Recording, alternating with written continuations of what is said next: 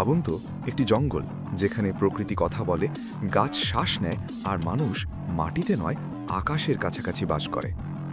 ইন্দোনেশিয়ার নিউগিনি দ্বীপের গভীর রেইন ফরেস্টে দাঁড়ালে প্রথমেই মনে হয় এখানে সময় থেমে গেছে। চারদিকে পাখির ডাক, অদৃশ্য পোকামাকড়ের শব্দ আর ঘন পাতার ওপর বৃষ্টির টুপটাপ, সব মিলিয়ে এক ভয়ানক সুন্দর নীরবতা।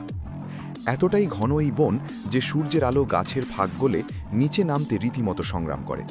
আর এই অন্ধকার, আর্দ্র, রহস্যময় জঙ্গলের গভীরেই আজও বাস করে পৃথিবীর সবচেয়ে বিচ্ছিন্ন ও অবাক করা এক উপজাতি, করোয়াই। যখন আমাদের পৃথিবী ব্যস্ত আকাশ ছোঁয়া ভবন আর কংক্রিটের শহর গড়তে, ঠিক তখনই করোয়াইরা বেছে নিয়েছে সম্পূর্ণ বিপরীত পথ। তারা ঘর বানায় মাটিতে নয়, গাছের মাথার ওপর। ৩০-৩৫, কখনো কখনো ৪০ মিটার উঁচুতে, প্রায় ১০ তলা বিল্ডিংয়ের সমান। কিন্তু প্রশ্ন হলো, কেন তারা এত উঁচুতে থাকে? কিভাবে সেই ঘরে ওঠানামা করে? আর এই ভয়ঙ্কর উচ্চতায় বসবাসের পেছনে লুকিয়ে আছে কোন রহস্য? আজকের এই ভিডিওতে আমরা ঠিক সেটাই জানব।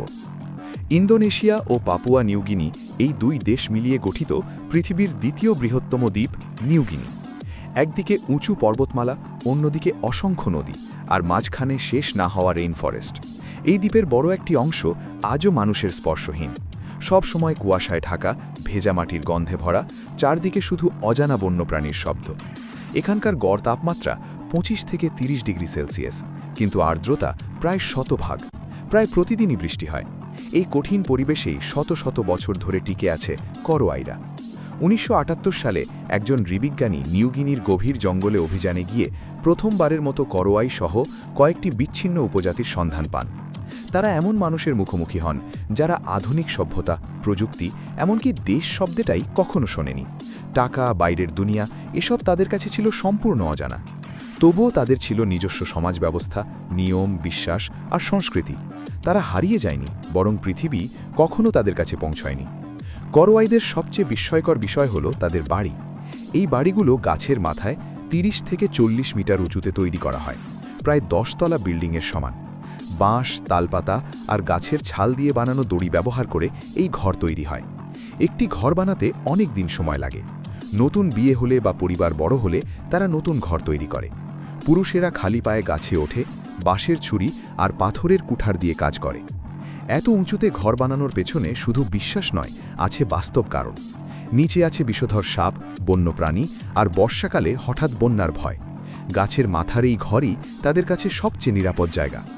ঘর যত উঁচু, পরিবার তত বেশি সম্মানিত বলে মনে করা হয়। এই ছোট ঘরগুলোর ভেতরেই রয়েছে তাদের পুরো জীবন: খাবার সংরক্ষণ, ছোট্ট উনুন, ঘুমানোর জায়গা আর পরিবারের গল্প। সূর্যের আলো যখন গাছের ফাঁক দিয়ে ঢুকে পড়ে, তখন ঘরের ভেতর তৈরি হয় এক উষ্ণ অনুভূতি। বাইরে বাতাস বইলে গাছের ডালে ডালে ভেসে আসে শিশুদের হাসির শব্দ। করোয়াইদের জীবন খুব সরল, কিন্তু গভীর বাস্তবতায় ভরা। তারা মূলত শিকারী, কাঠ, পাথর আর নিজস্ব তৈরি অস্ত্র দিয়ে শিকার করে। তাদের খাবারের মধ্যে সবচেয়ে পরিচিত হল সাগো গাছ আর তাল গাছের ভেতরের মোটা লার্ভা। আমাদের কাছে অদ্ভুত মনে হলেও এটি তাদের জন্য শক্তি ও প্রোটিনের প্রধান উৎস। তারা কলা, আরবি আর সাগো চাষ করে। সাগো গাছের কাণ্ডের ভেতরের নরম অংশ থেকে তারা শ্বেতসার বের করে, যা তাদের প্রধান কার্বোহাইড্রেট। রাত হলে জঙ্গল ঢেকে যায় গভীর অন্ধকারে, তখন তারা রজন দিয়ে তৈরি মশাল জ্বালায়। নিচে শুকনো কাঠ জ্বালিয়ে রাখে, যাতে পোকামাকড় কম আসে এবং আর্দ্রতা দূরে থাকে। আমাদের কাছে এই জীবন কঠিন মনে হলেও করোয়াইদের কাছে এটি স্বাভাবিক। তাদের সমাজে টাকার ব্যবহার নেই, বিনিময় প্রথার মাধ্যমে তারা প্রয়োজনীয় জিনিস সংগ্রহ করে।